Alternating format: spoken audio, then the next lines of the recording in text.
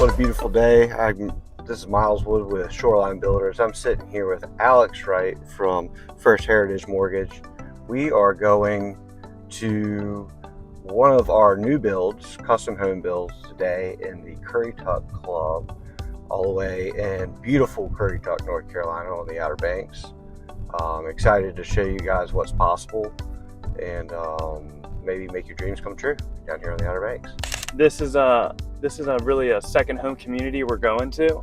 It's mainly people that live here just partially out of the year, or it's sometimes people are coming here to invest in property, to have a house that's rented throughout the summer. And so it's also a golf community, but occasionally people do move here and want to live here year round. It's super remote, it's very beautiful, but we're going to get out of the car now and show you guys the house. So Myles, tell me how you connected with these clients and kind of, typically what the client looks like that you build for. Absolutely. So these are former clients of ours. We've actually built a house for them in this community. Oh, cool. But they fit the profile of a lot of people that we see building down here, which is those people in the 45 to 65 age range. For them, this is a house that's going to be a personal use, but they wanted to build it with the idea that maybe they could sell it to somebody who would be able to rent it. So it's got a lot of the crucial amenities that people look for in houses like this on the Outer Banks. Nice. Cool. Well, let's go walk through. Tell me about it more. Come on.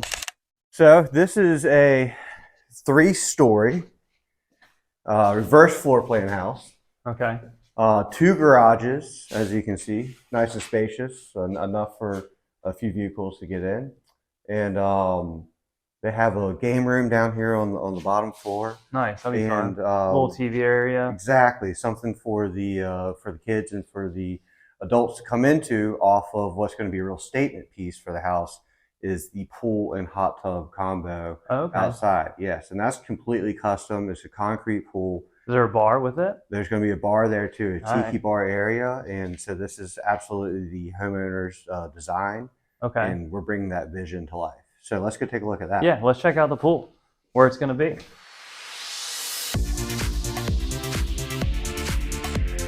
So if you look over here, you can see the beginnings of the pool area. What we have going on here is we have a completely custom concrete pool with a hot tub that's connected to it that is made out of concrete as well, raised 9 inches off of the pool deck with a spillover feature into the pool. That's going to create a really great visual, and it's going to be a really unique design and a real statement for the house. And then underneath this weather deck here, this covered deck, we're going to have a tiki bar area with a built-in grill and seating so that people can sit out here, barbecue, have a good time, and also have a great water feature to enjoy as well.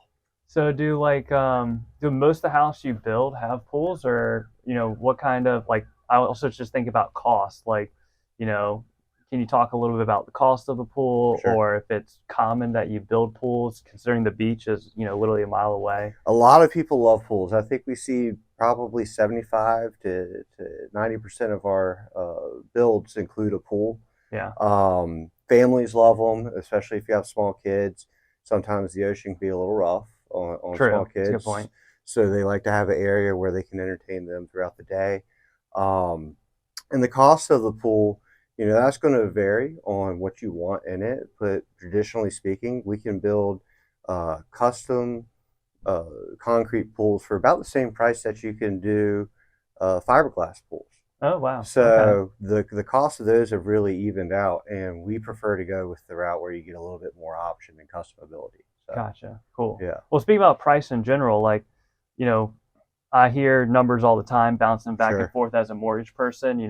That's one of the first questions that people talk about is sometimes they don't have a price yet when I talk to a client right away. Right. And they're just like, I want to build a house. And my first question often is like, well, how big a house are you going to build? Is it going to be 1,900 square feet? Is it going to be like a 3-bedroom house? Is it going to be a 5-bedroom house? That's right. And a lot of times, once they tell me how many bedrooms they have, I'm like, okay, if they have a 3-bedroom, it's probably like 1,800 to 2,200 square feet. They want 5 bedrooms up and up, and so on. So a lot of times when I'm doing my calculations of Well, they don't know what their cost to build is from the builder yet, right? But they know what they want to build, like they have an idea, and then I'll back into what I think the cost is. Sure. But I'm just really give like a good generalization of what the cost is. And so like I typically use like 275 a square foot, maybe more depending. And of course it depends on the builder and what they're Right. building. So could you talk about what kind of cost you just kind of like kind of ballpark when you talk to people? Because I'm curious for myself as well. Sure. Well, here at Shoreline Builders, we have our own standard packaging that we do. And typically for our builds, which are high-end custom home builds, we're coming out somewhere in the ballpark of $300 a square foot. Okay. You can always find a way to cut costs and go lower if that's what you need for your budget. But based on personal choices, that's going to affect what that overall cost of the build is. Things that people sometimes don't consider, like what kind of appliances are you going to get? Yeah. Are you going with GE? Are you going with Viking? Big difference in cost. Some of these things you can increase the price real quick of a house. Yeah. But one of the advantages of doing a custom home build is that you get that option. Yeah. And you get a chance to work within your own parameters for your own plan to fit your own budget. Right. Cool. Well, let's check out the reverse floor plan, like the kitchen and everything. Yeah. I know that's not common for other people not in the area, so absolutely, I want to check that out. Let's go take a look.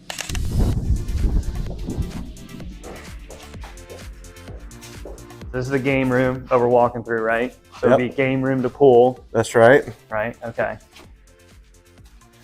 And this will be a front door area. That's right. Front door right there. Front door's right there. We got a true construction site going on. Plenty of material laying around. As we come up here, we got a den off to the right here, which is a nice sitting area. Maybe we can watch a game, be a little bit away from all the hustle and bustle. And then all of your bedrooms, for the most part, are on this second floor. Gotcha. And that's what really brings us into this idea of what a reverse floor plan is. And so I see this huge gaping area right here. What's going on beside the stairs? So what we have here is one of the most popular items that you'll find in new construction builds on the Outer Banks, and that's an elevator. A lot of people like elevators in the house, especially if you have older people in your family. But even if you don't, it's a great place to put groceries and whatnot. You can send them right up. That way you don't have to carry them up 3 floors. But also it gives you that access and mobility for if you age with the home. Right. And so that's a feature that we see a lot of people include when they build. And so that's something to really consider when you're building the house is, what are your future needs going to be? And, some people don't hold on to the house for their entire life. They want to sell it. And so the ability to increase the attractiveness of the house is something that an elevator will help do.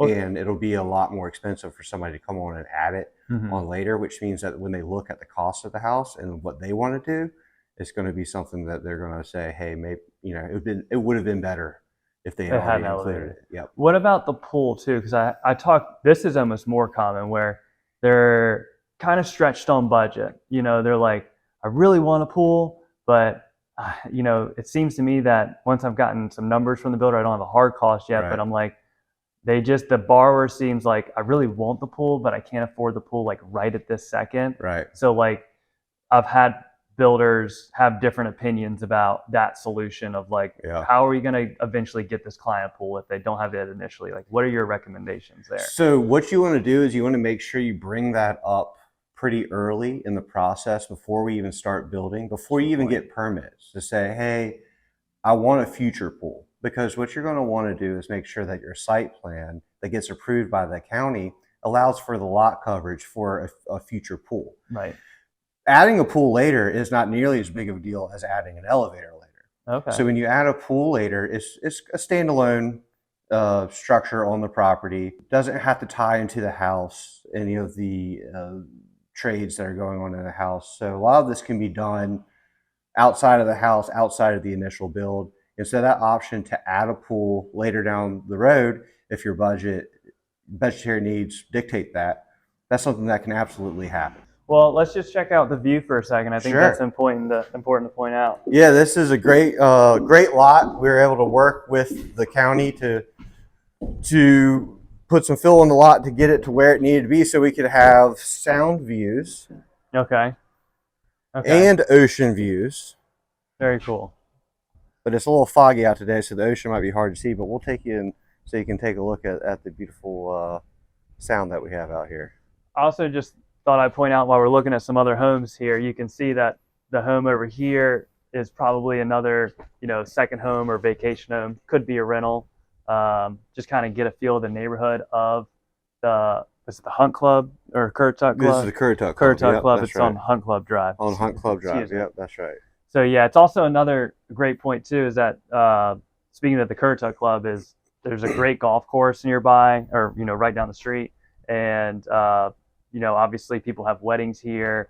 They have obviously a country club. It's a really cool spot. There's a lot of great amenities in this neighborhood, and it's centrally located in terms of Currituck, and in relation to Corolla and Duck. You have a grocery store right down the road from here, less than 5 minutes, right? Which I know is important for people. And then if you ever wanted to go down to Duck and visit any of those restaurants, you're not but 15 minutes away. Yeah. And then all the great restaurants in Corolla, same deal, 10, 15 minutes away. So it's a great location, great amenity package. And the people who live here, they tend to be part-time, full-time, if that makes sense.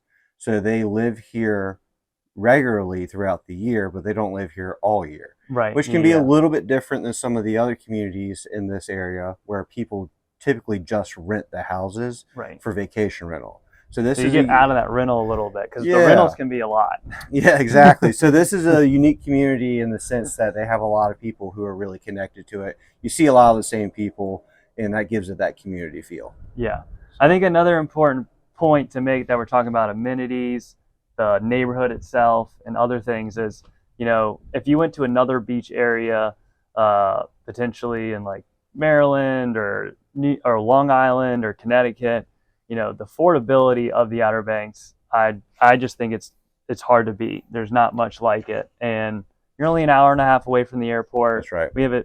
We have good hospitals in Nags Head, which is about 30-40 minutes away. That's right. And why don't you comment on that and see what you think? Just curious. Well, yeah, absolutely. When we take a look at what other building markets are like, it's usually substantially higher than building down here. So we take pride in the fact that we can deliver a quality product at a great value. And the area itself, we don't charge to go to the beach. We don't charge for parking to go to the beach. We're really user experience friendly here in the Outer Banks. And we've done a lot of things to keep our natural beauty intact.